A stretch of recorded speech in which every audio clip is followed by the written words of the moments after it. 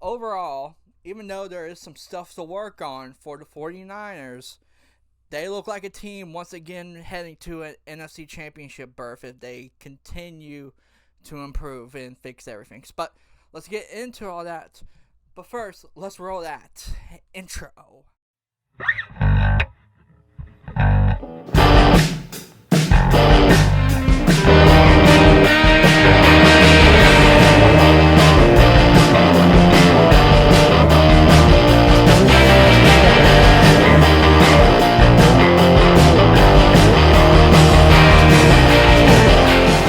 Hey guys, Dustin Shaw here once again for my first 49ers video of the 2024 season here. And honestly, great to be back. Great to be making content. The vibes are immaculate. Previews will be coming. It just, was a bit difficult just for this week in particular with homework. But we're back. We're vibing. So let's get into this game, right? Let's start offensively, right? As I said before, right? You had contract situations with Trent Williams and Brandon Ayuk all offseason. There was a lot of questions about what this offense could look like because of those problems. And even before the game, right? You get this news alert that Christian McCaffrey will be out of the game due to, I think, a Achilles injury or something like that. I should know the specifics, but basically it's a leg injury. May cost him a few more games. But anyway, Madden curse and all that stuff. So Jordan Mason has to step up to the plate and rush the ball for the 49ers. And I think George Kittle said it best, right? Having Jordan Mason back there instead of Christian McCaffrey simplifies the game plan. And sometimes that's actually great for the 49ers. With the way that he was able to get yards all game against, this tout defense that knows what Kyle Shanahan wants to do, it just makes you go, why haven't we played him more? Why haven't we not given Christian McCaffrey more breaks? Because we have this demon in Jordan Mason out there. But overall, still great game from Jordan Mason. All props to him. And there was still some offensive problems, You saw Jake Moody kick more field goals than you probably want to see as a fan, but overall, since he nailed every single field goal that he was asked to hit, who cares what when you see him in a game, if he can kick like that, get you points.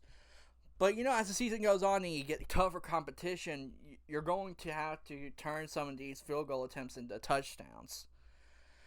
And a lot of that, has to come with getting Brandon Ayuk more accustomed to this offense. He almost had a touchdown. It was probably one of the best passes Brock Purdy has made as a 49er, and somehow he drops it. Even Brandon Ayuk was sick with himself because he didn't catch it. You got yourself a big game from, what is standard for John Jennings, a big game for him. Deebo Samuel got himself a touchdown. What else is there offensively? Trent Williams, for a guy who basically skipped all training camp and only needed an IV for this game, he did pretty well, right? The Jets, did get their pressure in, but I felt like the offense moved when it could, especially in the second half. And also, what else is there? Dominic Puny. Great steal of a draft pick right there for the 49ers. Gotta love it. Got to love that. And, great game from Jordan Mason. Great job all around from this offense. There's still stuff you want to work on, but, Jake Moody basically saved your offensive production with points. So, let's just move on a bit, right? Defensively. And it's I think the moment I knew that this defense would be different, but also, the same defense that we have seen as, Fred Warner immediately gets a fumble, punches a ball out, 49ers ball. And I'll say this about the offense. Aaron Rodgers did, did do Aaron Rodgers things in the first half, but in the end, Aaron Rodgers sat down in the fourth quarter. So the defense eventually got together and did their job under Nick Sorensen. Nick Bosa got himself a sack. Also, I don't really do pictures anymore, but I just need to show you this picture here of Aaron Rodgers' pass chart. You see how there is basically no passes on one side of the field? Yeah, that's because of Mooney Ward. So yeah, great stuff there.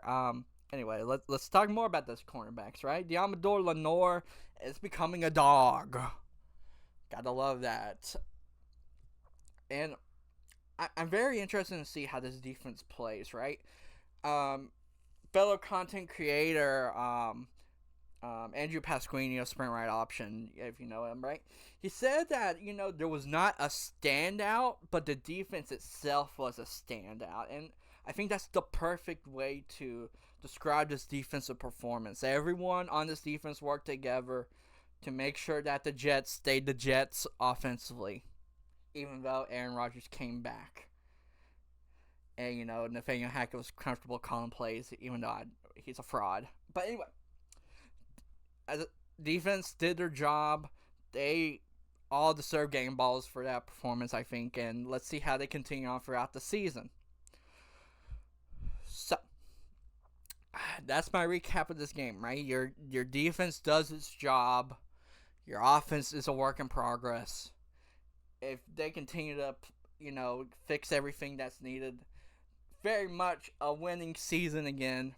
I do question what happens with Christian McCaffrey, because eventually you do need him back for your offense. But if Jordan Mason can still run the ball like this, if Ayuk can get, less rusty, if, you get more workload from Debo and Juwan Jennings, then I'm pretty sure you can give McCaffrey the rest he needs to be able to eventually come back into this offense and help elevate it to the level it was last year. So yes, going to be a fun to watch this entire 49 season to see what happens with this team. And I'm going to be covering all of it. So if you enjoyed this video, like, subscribe, comment, more videos on the way. And I will see you guys next time.